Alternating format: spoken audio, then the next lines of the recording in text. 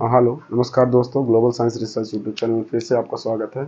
हमने class 11th का revision session start किया था, जिसके अंदर हमने objective type that means choose the correct option की बात कर ली थी, फिलिंग द ब्लैंक्स, साथ ही साथ उसके मैच द कॉलम्स की बात कर ली थी। आज हम बात करेंगे ट्रू फॉल्स और वन वर्ड, जिनमें पॉसिबल क्वेश्चन आपके एग्ज़ाम में आ सकते हैं। ठीक है, इन्हें आप एग्ज़ाम में तो अब कंपटीशन एग्जाम में ट्रू फॉल्स के रूप में तो नहीं पूछता, लेकिन हाँ इन फैक्ट से ज़रूर क्वेश्चन पूछ दिए जाते हैं, तो कहीं ना कहीं आपको भी बेनिफिट हो सकता है। इसलिए इसको ध्यान से आपको अच्छे से रिवाइज करने हैं और इसके आंसर आपको याद करने हैं। ठीक है, तो चलिए बात करते हैं दोस्तों। हम सबसे पहले ट्रू फॉल्स को सॉल्व करने की कोशिश करते हैं, जिसके अंदर हम बात करेंगे। सबसे पहला क्वेश्चन हमारा ट्रू फॉल्स में क्या है। अगर स्टेटमेंट आपको दिए गए कथन के हिसाब से अगर सही है तो ट्रू लगाइए, गलत है तो फॉल्स लगाइए। ठीक है, तो सबसे पहले क्या लिखा हुआ है, Whittaker propounded two kingdom classification. क्या आर एच विटेकर ने टू किंगडम क्लासिफिकेशन दिया था? तो इसका आंसर निकल के आएगा गलत। क्यों? क्योंकि आपको पता होगा टू किंगडम क्लासिफिकेशन किसने दिया था, एरिस्टोटल ने दिया था। और आपके एरिस्टोटल के साथ कैरोलस लिनियस, ये दो लोगों ने मिलकर दिया था। नेचुरल एरिस्टोटल ने दिया था और आर्टिफिशियल कैरोलस लिनियस ने। तो फिर ये विटेकर ने क्या दिया था, इन्होंने 5 किंगडम क्लासिफिकेशन दिया था। इसलिए उस स्टेप के हिसाब से, उस कथन के हिसाब से, स्टेटमेंट के हिसाब से दिस क्वेश्चन इज फॉल्स, मतलब फॉल्स नहीं है, मतलब this answer is a false, असत्य होगा। क्या होगा इसका? फॉल्स। यहाँ पे आप लिखिए इसको आंसर में फॉल्स, राइट। अब आगे बात करते हैं दोस्तों। Next, the process of crossing over occur in packet in stage. अगर आप इस स्टेटमेंट को देखेंगे तो ये ऑब्जेक्टिव में भी हमने बात कर ली थी, चूज द करेक्ट वगैरह में, फिलिंग द ब्लैंक्स में। ये आंसर आपका सही है। क्यों सही है? क्योंकि आपको पता है zygotene, diplotene, pachytene, leptotene, diakinesis, ये मियोसिस डिवीजन के अंदर प्रोफेज मेटा में ये आपके 5 फेजेस होते हैं। तो जाइगोटीन में जो क्रोमोसोम्स हैं वो क्या होते हैं, एक दूसरे के नज़दीक आते हैं। उसके बाद डिप्लोटीन में पेयरिंग करते हैं। फिर पैकेटीन में एक्सचेंज करते हैं, जिसको बोलते हैं क्रॉसिंग ओवर। और जब डाइकाइनेसिस में उसमें डिप्लोटीन में एंट्री करते हो तो डिप्लोटीन में सेपरेट हो जाते हैं, और डाइकाइनेसिस में वो अलग हो जाते हैं एकदम ही कम्प्लीटली, है ना, सेल से ही अलग हो जाते हैं। ठीक है, तो ध्यान रखिएगा इसमें जो पैकेटीन स्टेज है, ये इसका आंसर क्या होगा, ट्रू होगा, एकदम राइट है, राइट। इसका आंसर क्या होगा, ट्रू। क्लियर है? इसके बाद नेक्स्ट क्वेश्चन दोस्तों, the largest component of the cell in muscles. Largest component of cell in nucleus muscle, sorry muscle मैंने बोल दिया था। आपके सेल के अंदर लार्जेस्ट ऑर्गेनस न्यूक्लियस होता है क्या? ये कंडीशनल है दोस्तों। देखिए, अगर आप प्लांट सेल की बात, अब यहाँ हमने प्लांट या एनिमल लिखा नहीं, अगर आप इसे प्लांट सेल बोलेंगे तो ये क्या होगा, ये गलत होगा, क्योंकि प्लांट सेल में सबसे बड़ा ऑर्गेनस क्या होता है, वैक्यूल। लेकिन अगर ये पूछे एनिमल सेल में तो ये आंसर बिल्कुल सही है। ठीक है, क्लियर है? तो अब आपके ऊपर डिपेंड करता है आप इसे क्या लगाना चाहोगे। तो चलिए हम एनिमल सेल मान के, है ना, हम क्या कर देते हैं, इसको हम ट्रू कर देते हैं। क्या कर देते हैं, ट्रू। लेकिन ध्यान रखिएगा ये एनिमल सेल के लिए है। ठीक है, अगर आप इसे प्लांट सेल की बात करेंगे तो ये क्या होगा, गलत हो जाएगा। तो आपको यहाँ मेंशन करना पड़ेगा बगल में इन एनिमल सेल। ठीक है ना, in animal cell,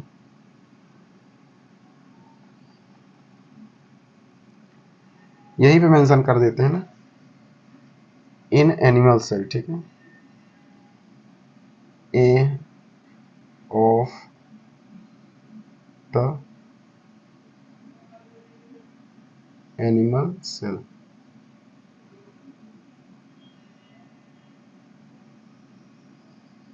animal cell of nucleus.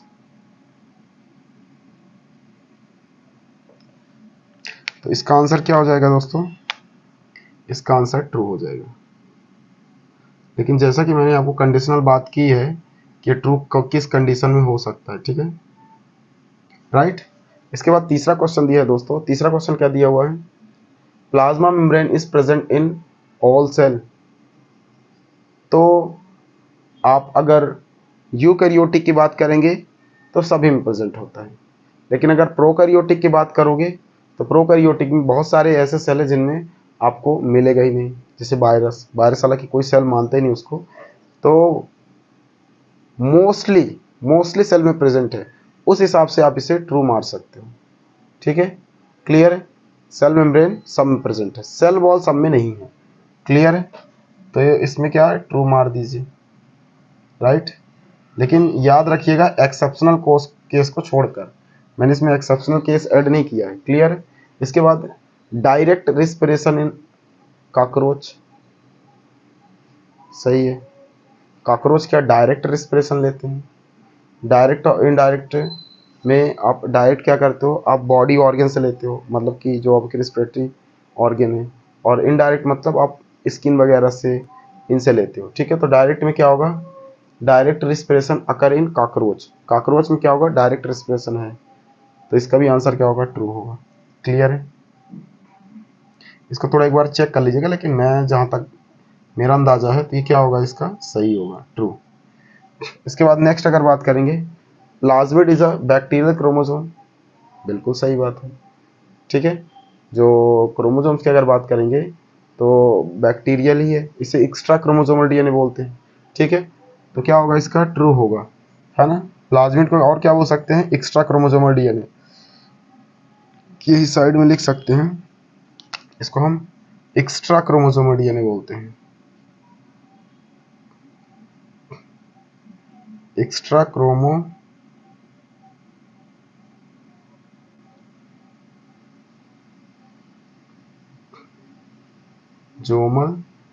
DNA. तो इसका आंसर क्या हो जाएगा दोस्तों, इसका आंसर ट्रू हो जाएगा,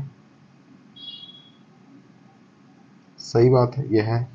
इसके बाद नेक्स्ट अगर बात करेंगे, a rigid cell wall is found in mycoplasma, गलत है। माइकोप्लाज्मा में सेल वॉल पाई ही नहीं जाती, क्या पाई जाती है, ट्रिपल लेयर्ड मेम्ब्रेन। तो इसका आंसर क्या होगा, फॉल्स होगा दोस्तों, क्या होगा, फॉल्स। इसमें क्या पाई जाती है, ट्रिपल लेयर्ड मेम्ब्रेन, इसका आंसर क्या होगा, फॉल्स। क्लियर, आई होप इतना समझ में आ गया होगा। इसके बाद नेक्स्ट बात करते हैं, amoeba is omnivorous, yes, amoeba सब कुछ खा जाता है, डायटम्स, एल्गी, एल्गी क्या है, प्लांट, और बैक्टीरिया वगैरह सब एनिमल, तो ये एनिमल को भी खा जाता है और प्लांट को भी खा जाता है। दैट मीन्स ये क्या है, ऑल टाइप का है, ओमनीवोरस, सब कुछ खा जाता है। ठीक है, इसलिए इसको क्या बोल सकते हैं, ट्रू, ट्रू। इसके बाद दोस्तों अगर बात करेंगे next, Griffith discovered transformation in bacteria. Griffith का एक्सपेरिमेंट आपको पता होगा कि एडवर्ड ग्रिफिथ ने क्या किया था, ट्रांसफॉर्मेशन टेक्निक्स के थ्रू चूहे के अंदर बैक्टीरिया का जेनेटिक मटेरियल ट्रांसफ़र करके ये चेक किया था कि क्या बैक्टीरिया को निमोनिया होता है, निमोनोकोकस बैक्टीरिया के थ्रू। तो ये एक्सपेरिमेंट में वो ट्रांसफॉर्मेशन टेक्निक ही उन्होंने इस्तेमाल किया था। अच्छा, ट्रांसफॉर्मेशन टेक्निक है क्या, देखिए, अगर genetic material bacteria to animal transfer किया जाता है वो होता है ट्रांसफॉर्मेशन, और अगर genetic material bacteria to bacteria तो वो कॉन्जुगेशन, अगर genetic material virus to bacteria तो वो होता है ट्रांसडक्शन। ठीक है, क्लियर है। ट्रांसडक्शन वाला केस ये 12th में भी पूछता है, इसलिए इसको ध्यान रख सकते हैं। ये आपका क्या है, ये आपका ट्रांसफॉर्मेशन है, इसलिए ट्रांसफॉर्मेशन की अगर बात करेंगे तो इसकी अगर बात कर ले तो इसमें क्या होगा, ये ट्रू है। क्या है दोस्तों, ट्रू। अब इसके बाद नेक्स्ट बात करते हैं, फोटोसिंथेसिस इज अ रिडक्शन, गलत है। क्यों गलत है, ये क्या है, फोटोसिंथेटिक एक रेडॉक्स रिएक्शन है। रिडक्शन में केवल एक ही चीज़ हो रहा है, हाइड्रोजन का यूज़ हो रहा है, हाइड्रोजन वहाँ सिंथेसाइज किया जा रहा है, ऑक्सीजन की तो बात ही नहीं की गई, जबकि उसमें दोनों होता है, कार्बन डाइऑक्साइड वाटर मिल के आपका ग्लूकोज वगैरह बनाते हैं। दैट मीन्स इसके अंदर क्या है, फोटोसिंथेसिस के अंदर ये रिडक्शन प्रोसेस है, इसलिए क्या होगा, फॉल्स। क्या होगा दोस्तों, फॉल्स। अब इसके बाद बात करेंगे next, Krebs cycle is known is also called EMP pathway. Krebs cycle को क्या ईएमपी पाथवे बोल सकते हैं, तो सबसे पहले full form of EMP. EMP 3 scientist के नाम पर पड़ा है, एमडेन, मेयर और पारनास। अब इसमें देखोगे तो ईएमपी साइकिल बोला जाता है ग्लाइकोलिसिस साइकिल। ये तीनों साइंटिस्ट किससे रिलेटेड हैं? ग्लाइकोलिसिस, ठीक है ना, जिसमें ग्लूकोज की सिंथेसिस होती है। यहाँ पूछा है क्रेब्स साइकिल। क्रेब्स साइकिल को क्या बोलते हैं दोस्तों? टीसीए बोलते हैं, ट्राई कार्बोक्सिलिक एसिड। तो ये दिए गए ऑप्शन के हिसाब से क्या है? गलत है। क्या है? गलत, दैट मीन्स फॉल्स। ठीक है, राइट। उसके बाद बात करेंगे नेक्स्ट जिब्रेलिन हार्मोन्स। ये जिब्रेलिन कंट्रोल, अब जिब्रेलिन बस लिखा तो कुछ लोगों को गलत मीन्स ना लगने लगे, इसलिए ध्यान रखना जिब्रेलिन हार्मोन्स है। Gibberellin hormones control apical dominance, apical dominance को कंट्रोल करता है, सही बात है। एपिकल डोमिनेंस ग्रोथ के लिए आपका ऑक्सिन हार्मोन्स है, जिसको कंट्रोल करने के लिए जिब्रेलिन हार्मोन्स रिलीज किया जाता है, ताकि उसके एजिंग ऑफ सेंसर्स को बढ़ाया जा सके और उसकी ग्रोथ को कम किया जा सके। ठीक है, तो इसका आंसर क्या होगा दोस्तों? सही है, ट्रू। क्या होगा? ट्रू।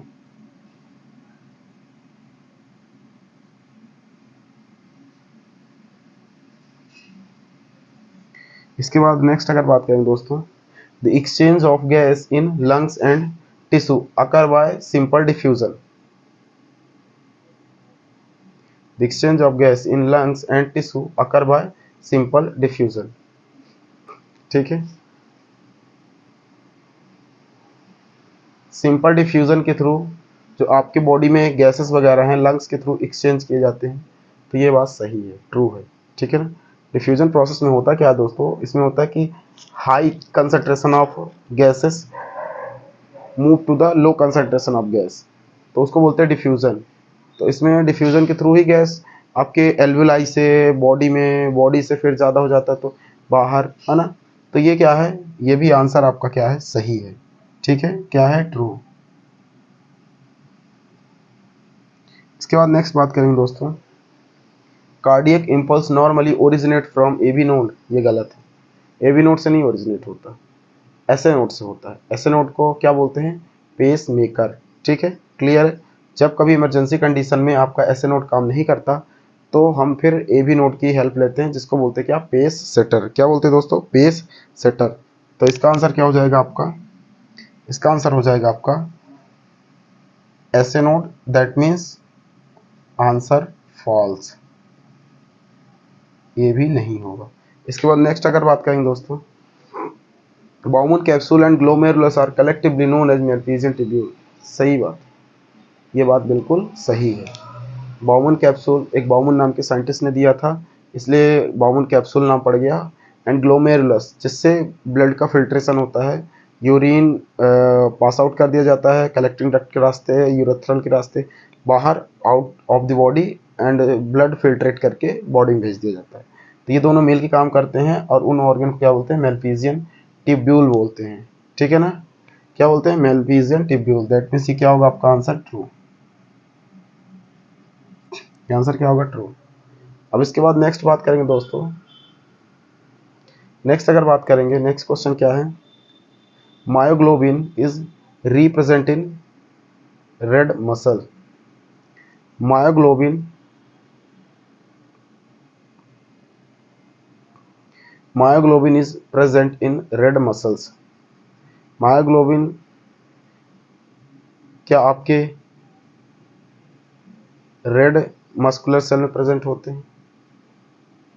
बिल्कुल प्रेजेंट होते हैं। जब हमने आपको मस्कुलर मूवमेंट बताया था तो वहाँ पे मायोग्लोबिन की जिक्र किया था, एक्टिन का जिक्र किया था। ठीक है ना। उसके अलावा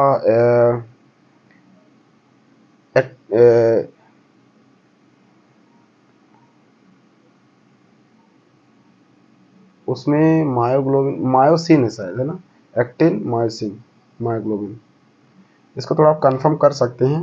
मेरे हिसाब से तो ये आंसर आपका क्या होना चाहिए? सही होना चाहिए। अगर ये मायोग्लोबिन है तो ये आंसर आप पर छोड़ देते हैं। ठीक है, क्लियर है। इसका आप आंसरिंग करके बताओगे क्या होगा इसका आंसर। ठीक है, क्लियर है। Myoglobin is present in red muscles. अगर आप आरबीसी की बात करोगे तो आरबीसी में तो प्रेजेंट ही होते हैं, लेकिन इसने क्या बोला है? मसल्स। ठीक है, तो मस्कुलर मूवमेंट में आपने एक्टिन, मायोसिन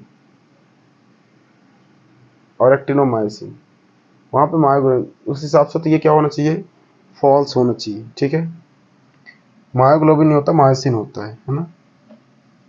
ठीक है, तो इसका क्या होना चाहिए, फॉल्स। लेकिन एक हिसाब से ये ट्रू भी हो सकता है, तो इसको आप थोड़ा कंफर्म कर लीजिएगा। क्लियर है, ये क्वेश्चन मैं आपके ऊपर छोड़ देता हूँ। फॉल्स, क्लियर है, इसको एक बार कंफर्म कर लीजिएगा। इसके बाद नेक्स्ट क्या है, stapes is the smallest bone of on ear. सही बात है, हमारे कान की सबसे छोटी हड्डी स्टेपिस होती है। ठीक है, जो हैमर शेप रहती है, हथौड़े जैसा। तो ये क्या है, ट्रू है।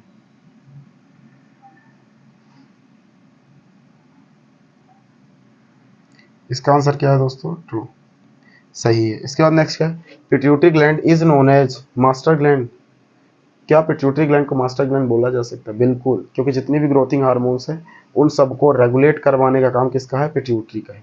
इसीलिए इसको क्या बोलते हैं, master gland, father of endocrine gland. ये काफ़ी सारे इसके नाम, ये controller of the endocrine gland इसको बोलते हैं। तो इसलिए ये आंसर आपका क्या है, ट्रू, सही है।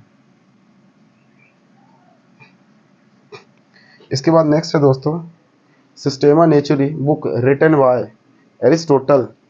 क्या सिस्टेमा नेचुरी बुक एरिस्टोटल के थ्रू लिखी गई थी, गलत।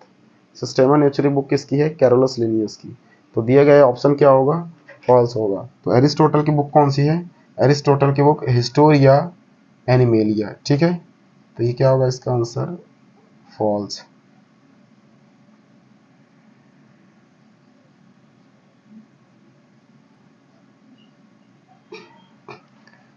इसके बाद दोस्तों next, gymnosperm given by Theophrastus.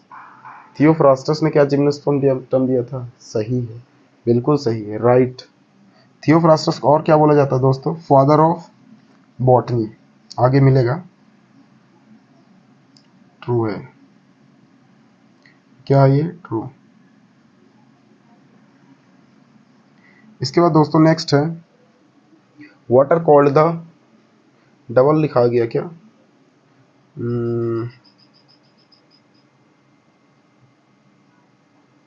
कोई बात नहीं, आप थोड़ा समझदार हो, इसे एक रफ कर दो। वाटर कॉल्ड,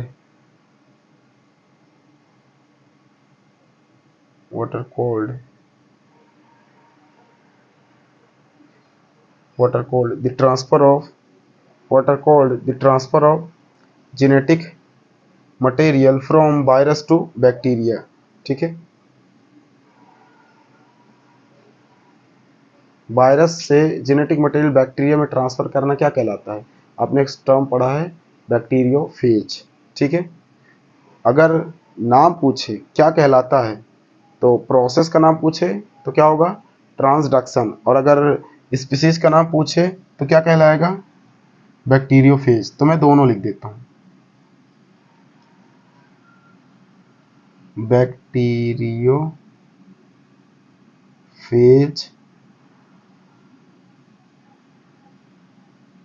बैक्टीरियोफेज हो गया क्या, फेज का नाम। और प्रोसेस का नाम अगर पूछेगा तो प्रोसेस का नाम ट्रांसडक्शन, ट्रांसडक्शन। आई होप इतना आपको समझ में आ गया हो। इसके बाद नेक्स्ट अगर बात करेंगे, वाटर कोल्ड या what are the pigments that red colour show of RBC. RBC में रेड कलर किसकी वजह से होता है, तो हीमोग्लोबिन की वजह से होता है। जब हीम मतलब आयरन के साथ ऑक्सीजन कनेक्ट करता है तो वो बनाता है क्या, हीमोग्लोबिन। और हीमोग्लोबिन की वजह से ब्लड रेड होता है। अब ब्लू किसकी वजह से, हीमोसाइनिन। ठीक है, तो ध्यान रखिएगा, तो इसमें क्या होगा, हीमोग्लोबिन। क्या होगा दोस्तों, हीमोग्लोबिन, हीमोग्लोबिन इसका आंसर होगा। क्लियर है,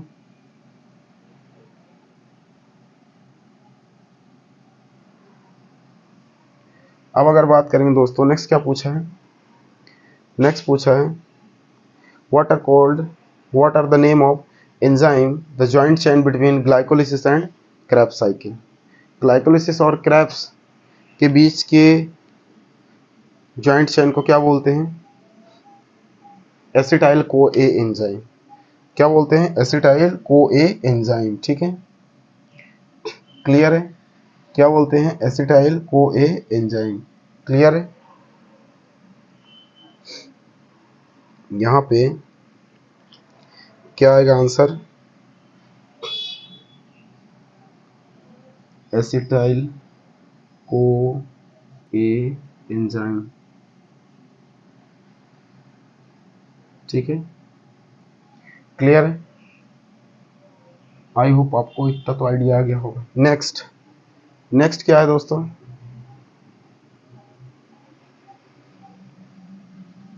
वन मिनट थोड़ा सा,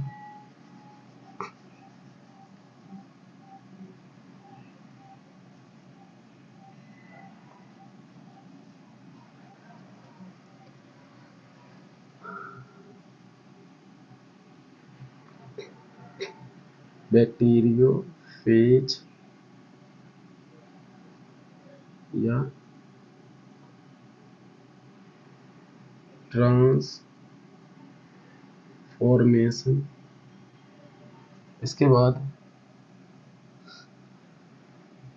इसका क्या होगा, एसिटाइल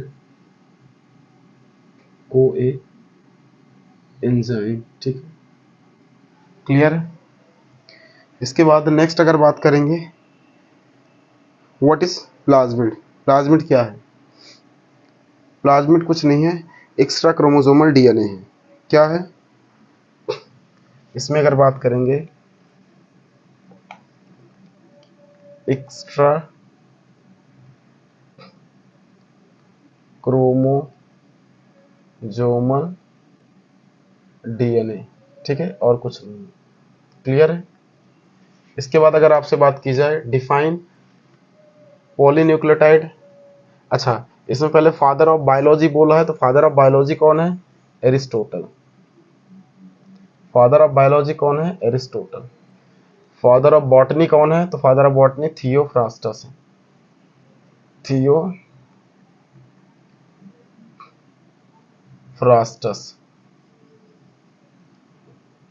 थियोफ्रास्टस। क्लियर है।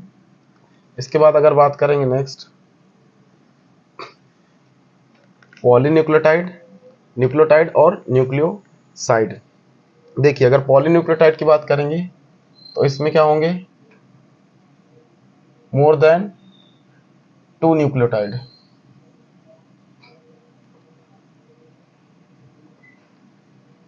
मोर देन 2 न्यूक्लियोटाइड, न्यूक्लियोटाइड, इसको बोलते हैं पॉलीन्यूक्लियोटाइड। न्यूक्लियो डिफाइन न्यूक्लियोटाइड क्या है, न्यूक्लियोटाइड में 3 चीज, sugar, sugar plus pentose plus phosphate plus pH. PH मतलब फॉस्फेट का लेने, इतना समझदार है। ठीक है, pentose plus phosphate, sugar, pentose, phosphate. 1 minute, sugar हो गया, यहाँ पे नाइट्रोजनस बेसिस भी होगा ना, फॉस्फेट और नाइट्रोजनस बेसिस, फॉस्फेट और नाइट्रोजनस बेसिस, 3 चीज। ठीक है। इसके बाद न्यूक्लियोसाइड में क्या है, इसमें है सुगर प्लस नाइट्रोजनस बेसिस। आई होप इतना आपको क्लियर हो गया होगा। क्या क्या मैंने बोला, प्लाज्मिड क्या है, एक्स्ट्रा क्रोमोसोमल डीएनए है। Who is the father of biology, Aristotle है। Who is the father of botany, Theophrastus है। यहाँ फादर ऑफ जूलॉजी भी बोले ना तो भी एरिस्टोटल ही है। क्लियर है, इतना आपको क्या करना, ध्यान रखना। इसके बाद अगर आपसे पूछे डिफाइन न्यूक्लियोटाइड, तो न्यूक्लियोटाइड में 3 चीज आती है, sugar, phosphate plus nitrogen bases. Define nucleoside में सुगर प्लस नाइट्रोजनस बेसिस। और अगर डिफाइन पॉलीन्यूक्लियोटाइड में तो मोर देन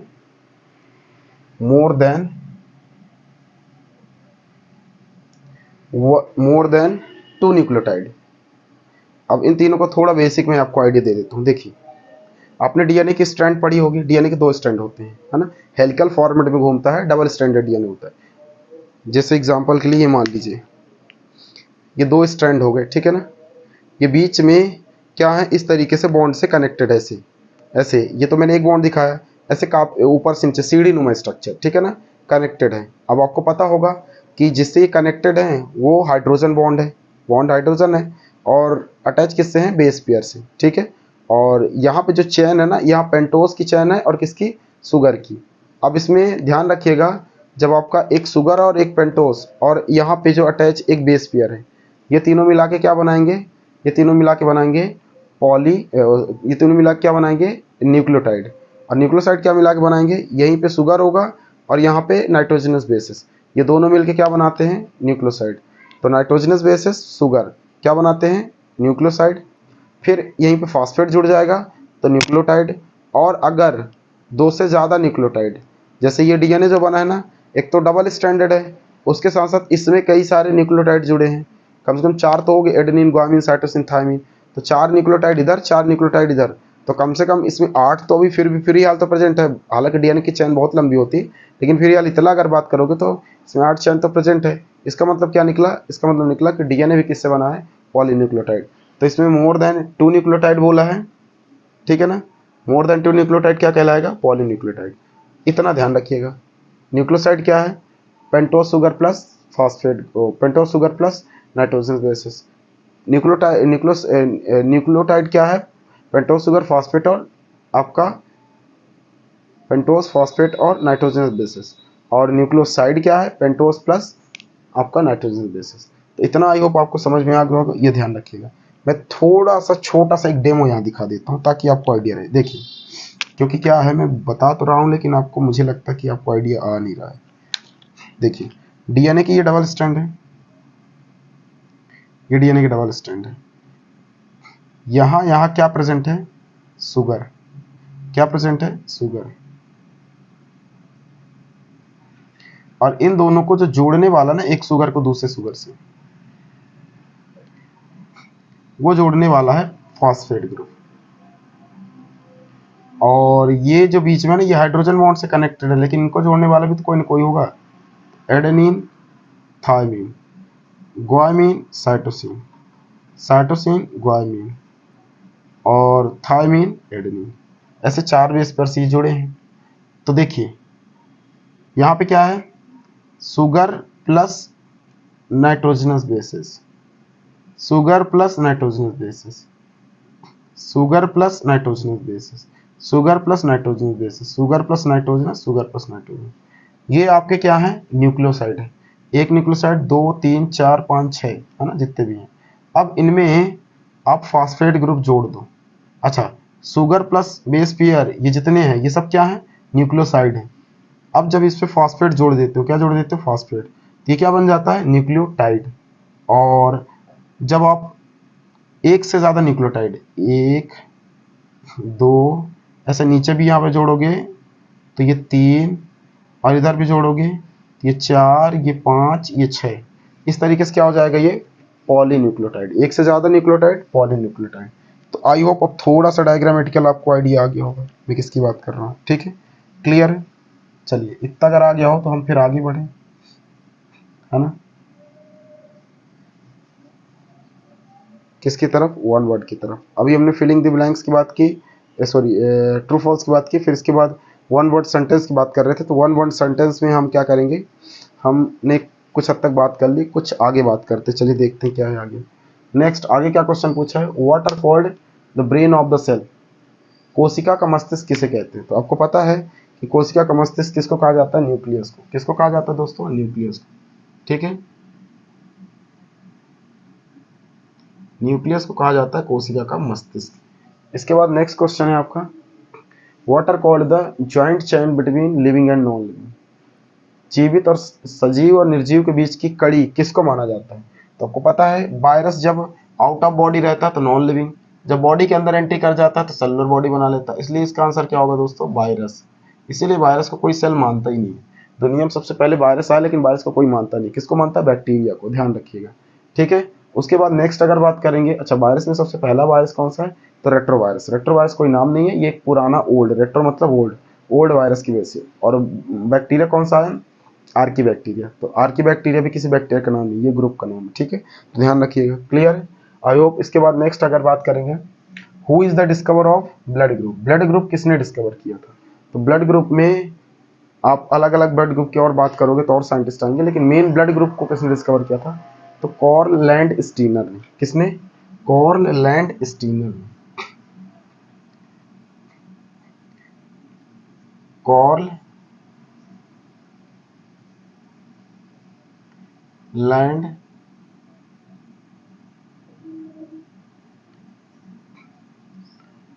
स्टीनर ने, कॉर्ल लैंड स्टीनर ने किसने डिस्कवर किया था, कॉर्ल लैंड स्टीनर ने, क्लियर। उसके बाद emergency oxygen released by in blood cell.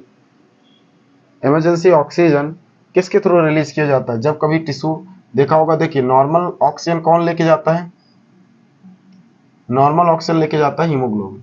जब कभी इमरजेंसी कंडीशन में कम पड़ जाते हैं और सेल डेड होने लगते हैं कि भैया आप चाहिए, अब तो मर जाएंगे, जैसे आप बहुत प्यासे हो और आपको पानी कुछ देर और बोल दिया जाए कि नहीं मिलेगा, तो आप प्यास से तड़पने लगते हो, फिर अचानक कोई लाता है तो आप पीते ही क्या करते हो, बोलते हो यार क्या बात, कितना रिलैक्स फील हुआ, ठीक है। तो सेम कंडीशन इसमें भी वही इंप्लीमेंट हो रहा है। इसमें क्या इंप्लीमेंट हो रहा है, इसमें वही इंप्लीमेंट हो रहा है कि इमरजेंसी ऑक्सीजन कौन दे रहा है, हीमोग्लोबिन के पीछे पीछे आता है मायोग्लोबिन। कौन आता है दोस्तों, मायोग्लोबिन, और वही इन पे रहन दर्शाते हैं, ठीक है। इसके बाद अगर नेक्स्ट बात करेंगे दोस्तों, तो नेक्स्ट आंसर इसका क्या होगा, which is the second largest part, ठीक है ना, which is the second largest part, क्या होगा, second largest part of human brain. आपके मस्तिष्क का सबसे बड़ा भाग सेरेब्रम होता है, पूरा यहाँ तक फैला होता है ना, लेकिन सेकंड कौन सा होता है, तो पीछे यहाँ पे होता है कौन सा, सेरेबेलम, जो आपके बॉडी का पोस्चर मेंटेन करता है, ठीक है ना। जब कभी वो इनएक्टिव हो जाता है, तो शराबी को देखा होगा पी के इधर उधर नौटंकी करता रहता, गिरता पड़ता रहता, तो वो किसकी वजह से है, सेरेबेलम की इनएक्टिव की वजह से। तो क्या होगा, सेरेबेलम,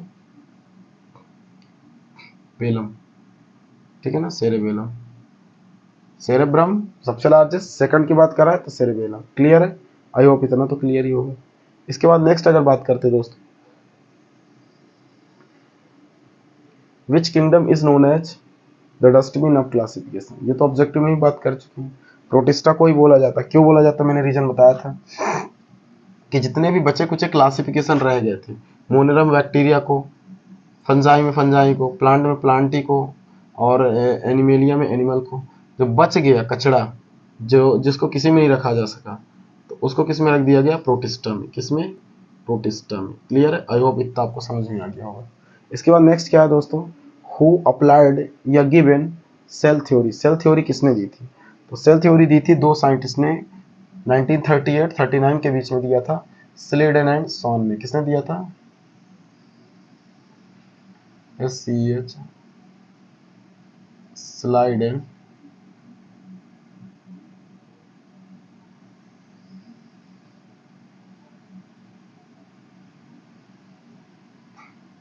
स्लाइडन एंड सॉन, ठीक है, क्लियर है, 1938 से 39 के बीच में दिया था, क्लियर है। इसके बाद दोस्तों नेक्स्ट अगर बात करेंगे, who discovered nucleus for the first time, पहली बार न्यूक्लियस किसने डिस्कवर किया, तो सेल किसने डिस्कवर किया, रॉबर्ट हुक ने। तो उसका छोटा भाई बेचारा आ गया, कौन, रॉबर्ट ब्राउन, कौन हो गया, Robert Brown, Robert Brown, Robert Brown ने क्या किया था, न्यूक्लियस को डिस्कवर किया था, क्लियर, आई होप इतना क्लियर हो। Next, who propounded the model of DNA, DNA का डबल हेलिक्स मॉडल किसने दिया था, तो ये प्रपोनेंट किया था दो साइंटिस्ट ने मिलकर के, ये काफी सारे साइंटिस्ट का एक कंक्लूसिव फॉर्म है, जिसको किसने दिया था, वॉटसन एंड क्रिक ने, J B Watson and Francis Crick ने, वॉटसन,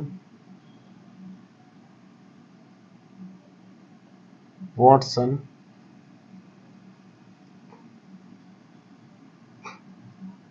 वॉटसन एंड क्रिकिन। क्लियर। इसके बाद who is considered to be father of modern mycology.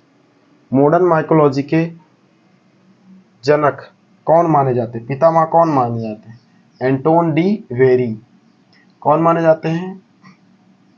Anton de very, है ना, दुश्मनी वाला वेरी नहीं, ये वेरी अलग है। इसके बाद नेक्स्ट अगर बात करेंगे दोस्तों, which type of cell division occur in somatic cell. किस प्रकार का सेल डिवीजन, तीन तरीके का पड़ा है, एमाइटोसिस, माइटोसिस और मियोसिस। किस प्रकार का सेल डिवीजन सोमेटिक सेल में होता है? तो देखिए, अगर आप बात करोगे प्रोकैरियोट्स में तो वो होता है आपका एमाइटोसिस, प्रोटोजोन्स वगैरह में। अब अगर बात करोगे प्लांट और animal, that means developed cell में, तो वो होता है आपका, अगर आप माइटोसिस की बात करोगे तो सोमेटिक सेल, और अगर मियोसिस की बात करोगे तो वो क्या होगा? जर्मिनेटिव सेल, मतलब जो रिप्रोडक्शन में पार्टिसिपेट करती है। तो अगर आप इनमें बात करोगे सोमेटिक सेल, तो इसमें क्या होगा? इसमें होगा माइटोसिस। क्या होगा? Mitosis. Mitosis cell division somatic में। नेक्स्ट है which type of cell division occurs in germinative cell, तो ये होगा दोस्तों मियोसिस। क्लियर है? आई होप इतना आपको क्लियर हो गया होगा। ठीक है। इसके बाद दोस्तों नेक्स्ट बात करते हैं, in which part of chloroplast that है फोटोसिंथेटिक पिगमेंट। ये डबल डबल दो बार तो नहीं पूछ दिया गया? चलिए एक ही बार है सर, है ना। किस पार्ट में फोटोसिंथेटिक पिगमेंट पाया जाता है? तो आपको पता है क्लोरोप्लास्ट के अंदर ग्रेना स्ट्रोमा होते हैं। उन ग्रेना स्ट्रोमा जो थाइलाकॉइड से कनेक्टेड होते हैं, coin like structure, group of coin like structure क्या करते हैं? थाइलाकॉइड बनाता है। जब ये बंडल के फॉर्म में अरेंज हो जाते हैं, जब कॉइन जैसे आपके पिगमेंट्स अरेंज हो जाते हैं, तो उनको क्या बोलते हैं? थाइलाकॉइड। तो ये थाइलाकॉइड में प्रेजेंट होते हैं, ठीक है ना। क्या बोलते हैं इनको?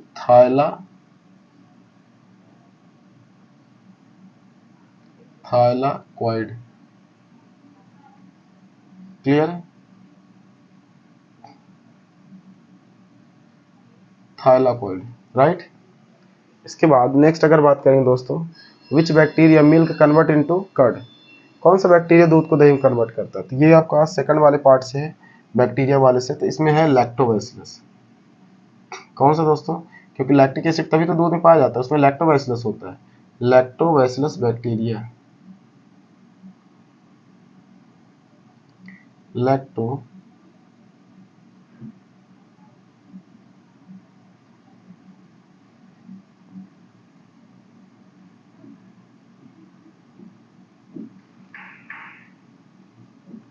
Lactobacillus bacteria. Clear? I hope इतना क्लियर हो गया होगा।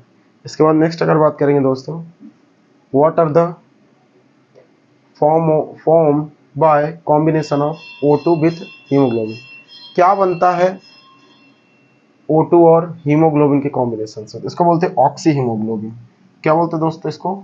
Oxy haemoglobin. इस प्रोसेस को बोलेंगे ऑक्सी हीमोग्लोबिन। क्लियर? इसको बोलते हैं ऑक्सी हीमोग्लोबिन। नेक्स्ट क्वेश्चन दिया दोस्तों last, which are called the last dying cell.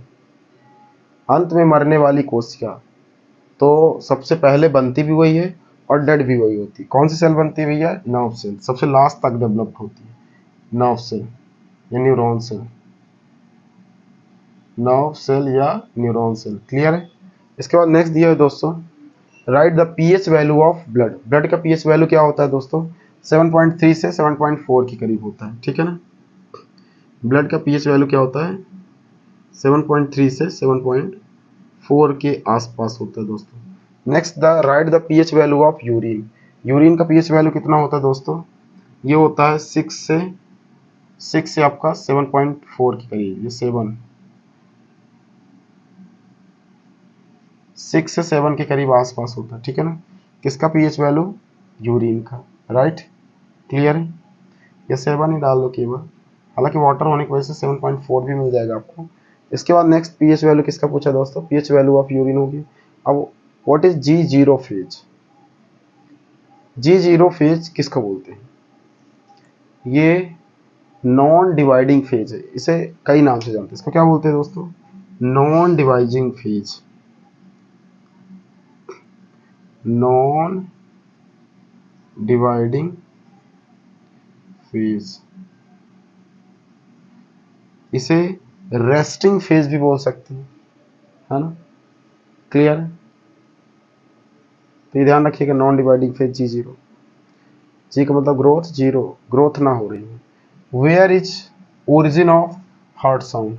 Heart sound आपके हृदय में कहाँ उत्पन्न होता है, किस पार्ट में पूछा है, और उस हार्ट साउंड का नाम क्या है? तो देखिए, सबसे पहले प्रेजेंट कहाँ होता है, तो ये बाइकस्पिड और tricuspid valve.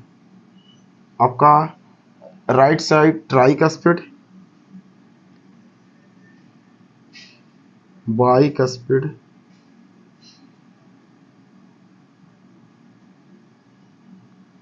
And tricuspid valve. देखिए दोस्तों, बाइकस्पिड ट्राइकस्पिड मतलब कि जिनमें दो लेयर होती हैं, जब वो ब्लड बॉडी से डिफरेंट पार्ट या हार्ट में लाता है तो ओपन होते वक्त 3 लेयर दिखती है तो ट्राइकस्पिड, 2 लेयर दिखती है तो 2 बाई लेयर। तो बाइकस्पिड ट्राइकस्पिड। और इसमें जो आवाज आती है वो कैसी आती है? लब डब की, लब डब की। कैसी आती है दोस्तों? लब डब की, है ना? क्लियर है? इसके बाद नेक्स्ट अगर बात करेंगे, what is the blood pressure of normal man? Normal इंसान का ब्लड प्रेशर कितना होता है दोस्तों? ये होता है, आपने चेक किया होगा, अभी कोरोना में सबने चेक किया था, 120 120/80 mmHg, millimetre of mercury, mercury of millimetre, ठीक है, या मिलीमीटर ऑफ मरकरी, है ना? मरकरी Hg का साइन है। इसके बाद नेक्स्ट क्वेश्चन पूछा दोस्तों, who is the father of histology? Histology के पिता कौन है? तो हिस्टोलॉजी टर्म जिन्होंने दिया वही होंगे, है ना? कौन है? Xavier Bichat. किनका नाम आता है दोस्तों? जेवियर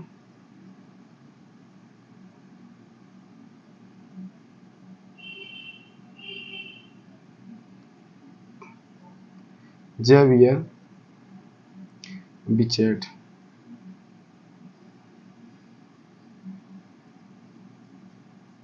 इन्होंने ही टर्म दिया था, तो फादर तो इन्हीं को ही बोलेंगे। क्लियर है?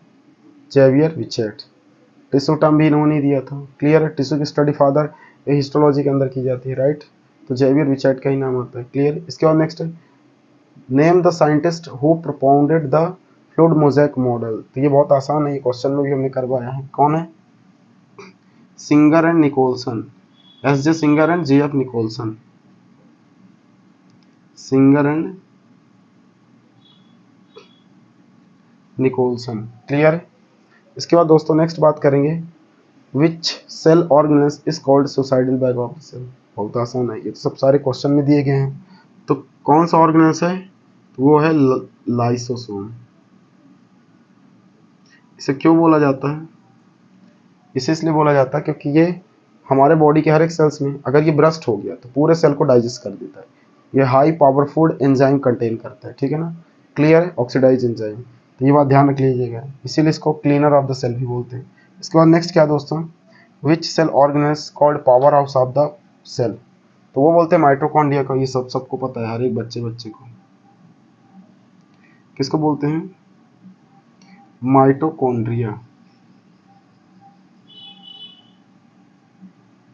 माइटोकॉन्ड्रिया को क्या बोलते हैं दोस्तों? Power house of the cell, कोशिका का ऊर्जा गृह बोलते हैं। क्यों? क्योंकि जब एटीपी एनर्जी सिंथेसाइज करना होता है तो ये वहीं से करता है। जब बॉडी में एनर्जी बनती है, बनने के बाद स्टोर कहाँ होती है? तो ये वहीं होती है। कहाँ होती है? आपके माइटोकॉन्ड्रिया में। इसके बाद अगर नेक्स्ट बात करेंगे दोस्तों, which cell organelles is called protein factory of the cell? किस ऑर्गेनेल्स को प्रोटीन की फैक्ट्री बोला जाता है? तो दोस्तों वो बोला जाता है राइबोसोम को। किसको बोला जाता है दोस्तों? राइबोसोम। आई होप आपको समझ में आ जाएगा, राइबोसोम। कोशिका का प्रोटीन फैक्ट्री किसे बोलते हैं? राइबोसोम। क्यों? क्योंकि राइबोसोम भर भर के ट्रांसलेशन पार्टिसिपेट करता है और आगे चल के प्रोटीन बनाने में हेल्प करता है। क्लियर है? ये आपको 12th में भी काम आएगा। Next, who is the discover term enzyme. तो इसमें एक साइंटिस्ट आते हैं कुहने, ये आपको क्वार्टरली में भी दिया था मैंने, आई होप आपको आ जाएगा। कुहने या कुहन, कुहने या कुहन, क्या बोला जाता है इनको, एंजाइम टर्म का डिस्कवर। नेक्स्ट दिया है कहा दोस्तों, who is the given lock and की थ्योरी। ताला चाबी का सिद्धांत किसने दिया था। तो इसमें किस साइंटिस्ट का नाम आता है दोस्तों, इसमें नाम आता है आपका ई फिशर का। ई ई फिशर का नाम आता है। इसके बाद नेक्स्ट अगर बात करेंगे, गिवन द इंड्यूस थ्योरी, इसको किसने दिया था, डी कोसलैंड है। किसने दिया था दोस्तों, डी कोसलैंड ने।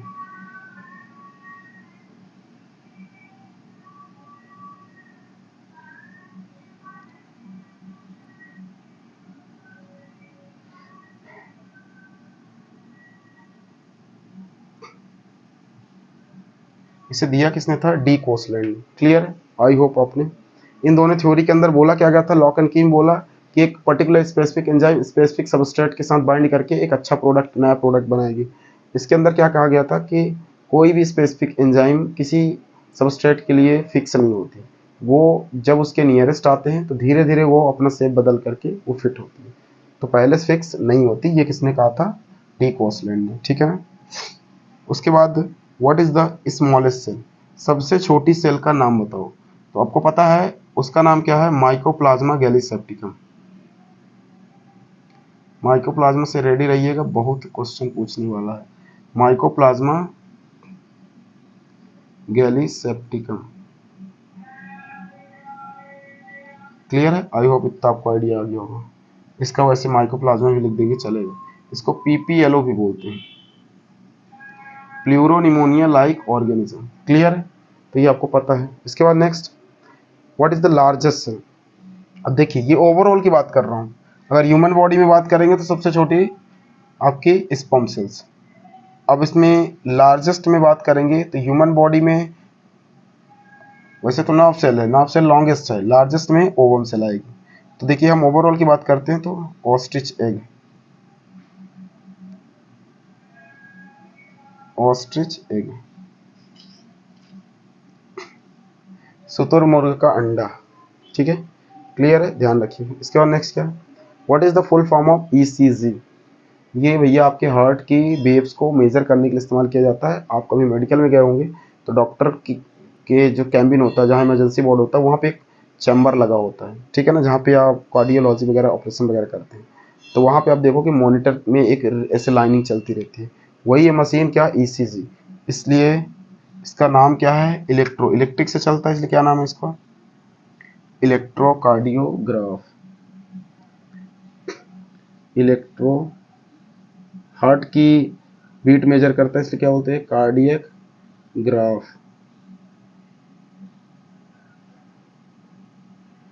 ग्राफ, इसे ग्राम भी बोल सकते हो, कोई दिक्कत नहीं। इलेक्ट्रोकार्डियोग्राफ। क्लियर है। उसके बाद नेक्स्ट बात करेंगे दोस्तों,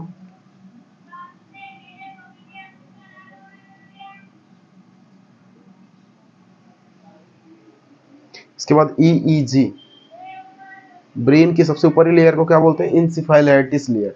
ठीक है, इंसेफेलॉन। तो यहाँ पे उसी से नाम पड़ा है इलेक्ट्रोइंसेफेलोग्राफ। क्या नाम पड़ा दोस्तों, इलेक्ट्रिक से ये भी चलेगा, इलेक्ट्रो इंसेफेलोग्राम, ग्राफ या ग्राम, इलेक्ट्रोइंसेफेलोग्राफ या ग्राम। ठीक है, ध्यान रखिएगा। इसके बाद नेक्स्ट क्वेश्चन क्या है दोस्तों, what is the full form of AV node. AV node का काम क्या है, पेस सेटर इसे बोलते हैं। सिग्नल ऐसे नोड ना काम नहीं करता तो उसके एब्सेंट में हम एवी नोड को इस्तेमाल करते हैं।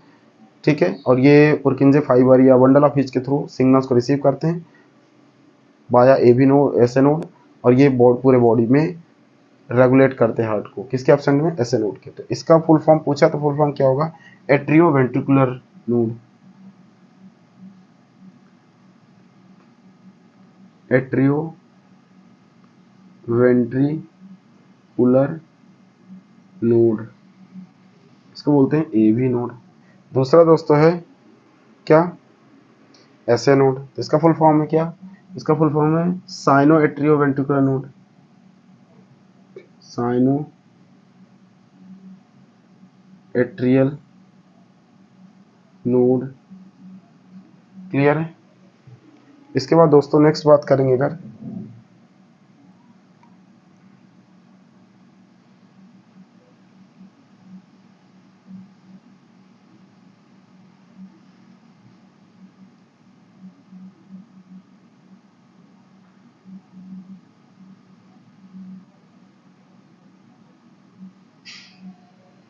इसके बाद नेक्स्ट क्वेश्चन क्या है दोस्तों, इसका काम क्या है, पेस मेकर। जब कभी हार्ट फेल हो जाता है तो हम आर्टिफिशियल पेस मेकर लगाते हैं इसी की जगह, इसीलिए इसको आर्टिफिशियल हार्ट भी मतलब इसकी जगह पे जिसको लगाते हैं पेस मेकर को आर्टिफिशियल हार्ट भी बोलते हैं। तो इसकी जगह पे जब ये काम नहीं करता, फेल हो जाता तब। इसके बाद नेक्स्ट अगर बात करेंगे, who is the discover of mitosis cell division. Mitosis cell division को किसने डिस्कवर किया था, तो माइटोसिस सेल डिवीजन को डिस्कवर किया था किसने,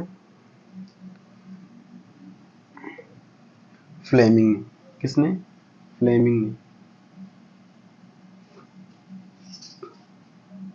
नेक्स्ट दोस्तों अगर बात करेंगे, मियोसिस सेल डिवीजन को किसने डिस्कवर किया था, फॉर्मर एंड मूरे ने।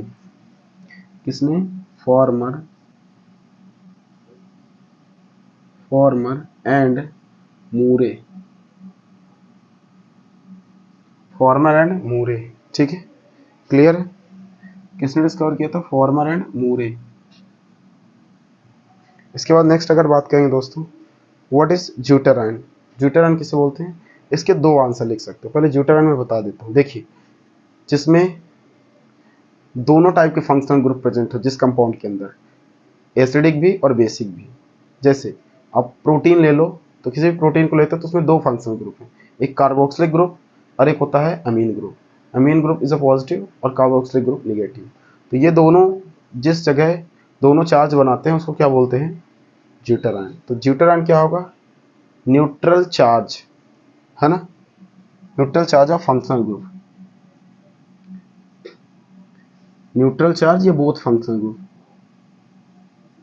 न्यूट्रल चार्ज या functional group, both functional group, both या न्यूट्रल फंक्शनल ग्रुप।